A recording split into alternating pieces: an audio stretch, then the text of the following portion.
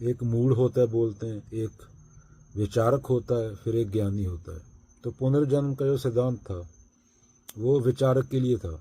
मूढ़ लोगों के हाथों में पड़ गया, वो पता था बाबा कृष्ण को भी और संतों को भी, तो वो क्या क्या मतलब निकाल लेंगे। तो वही हुआ, विचारक है, विचार करता है, उसके लिए पुनर्जन्म होता है। ज्ञानी ज्ञानी बोलता मैं तो पैदा नहीं हुआ तो मरूंगा कैसे, जो पैदा नहीं हुआ तो मरेगा कैसे। ईगो अहम का पुनर्जन्म होता रहता है, वो उसमें भी सेम है, राम में भी, श्याम में भी, छोटू में भी, गोटू में भी, वो सब में सेम है, वृत्तियां जन्म लेती हैं। ये पुनर्जन्म का अर्थ था। वृत्तियां हर बंदे के अंदर सेम होती हैं, काम, क्रोध, लोभ, मोह, माया। तो वृत्तियां जन्म लेती रहती हैं। ऐसा नहीं कि रामू दोबारा पैदा हो गया, श्यामू दोबारा पैदा हो गया, एक ही बंदा, वो नहीं हो सकता। वो सब झूठ है, डकोसला है, कुछ लोगों ने अपने फायदे के लिए वो सिद्धांत बना दिया। तो विचारक के लिए था वो। मूढ़ आदमी जो 99% जानता है, उन संतों को पता था वो इसका गलत मतलब निकाल लेंगे। बुद्ध ने बात ही नहीं की, चुप हो जाते थे बुद्ध। तो जो विचारक है, जैसे जनक थे, अष्टावक्र जनक, वो अष्टावक्र जनक जैसों के लिए था वो पुनर्जन्म। जो ज्ञानी थे, जो सुनने के लिए तैयार थे, सवाल करते थे। संत को बोलोगे पुनर्जन्म, जो ज्ञानी है, बाबा कबीर जैसे को, तू करता तू हुआ, अहम ही नहीं है, ऐसी मरनी जो मरे बहुर न मरना हो। उसको पूछोगे कि पुनर्जन्म, वो बोले किसका। मैं जो चेतना है, शुद्ध चेतना है, वो तो ना जन्म लेती है ना मरती है। वृत्तियां जन्म लेती हैं, प्रकृति जन्म लेती है। वो सत्य है, जो सच है, वो अकेला खड़ा है, बाकी कुछ नहीं है, बाकी सब उसका फैलाव है, बाकी सब भ्रम है।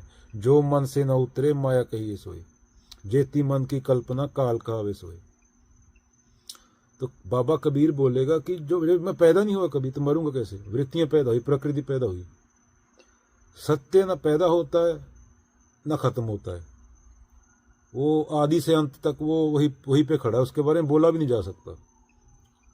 और जो ये गॉड बना दिया हमने, भगवान, ये मानसिक है हमारा, सत्य बोला गया, ब्रह्म बोला गया उसको, उसके बारे में बोला भी नहीं जा सकता, नाम भी नहीं लिया जा सकता उसका, उसके सामने सिर्फ झुका जा सकता है। पर झुकने के लिए भी दो होने चाहिए, जैसे तिल में तेल है, ज्यों चकमक में आग, तेरा साईं तुझ में जाग सके तो जाग। तो वो कबीर जैसों के लिए होता है। पाछे पाछे हरी फिरे फिरे कहत कबीर कबीर, राम कबीरा एक हुए हैं कोई न सके पछाणी। तो वो कबीर जैसों के लिए है जो एक हो जाते हैं। हम अभी भी द्वैत में जीते हैं ना।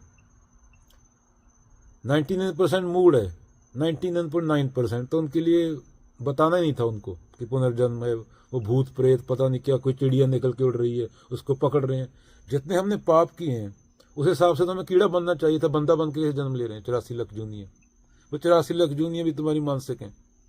थॉट चेंज हो रही है, थॉट के लेवल पे भी तुम हर 1 सेकंड बाद जन्म ले रहे हो। तो सिर्फ वृत्तियों का जन्म होता है प्रकृति में, और चेतना शरीर के साथ बंध गई है। चेतना का स्वभाव है स्वतंत्रता, वो वृत्तियों के साथ, वो हार्ड मास के साथ बंध गई, तो उसको मुक्ति चाहिए। वो औरत को पकड़ेगा, पैसे को पकड़ेगा, पेड़ को पकड़ेगा, चांद को पकड़ेगा। चांद कहाँ है? तू है तो चांद है। जैसा चांद तुझे दिख रहा है वो किसी और को नहीं दिख रहा, दूसरे बंदे को और तरीके से देखेगा, कीड़े को और तरीके से देखेगा। तो जो चांद है वो मनदीप सिंह का चांद है। मनदीप सिंह खत्म हो गया तो वो चांद भी जैसे मनदीप सिंह देख रहा है उसको, जो उसके दिमाग में मेमोरी है, तो वो चांद वैसा नहीं रहेगा। तो चांद का निर्माण भी, चांद है कहाँ बाबा कबीर पूछेगा, ज्ञानी पूछेगा, वो तुझे दिख रहा है, तेरा चांद है, वो तूने बनाया।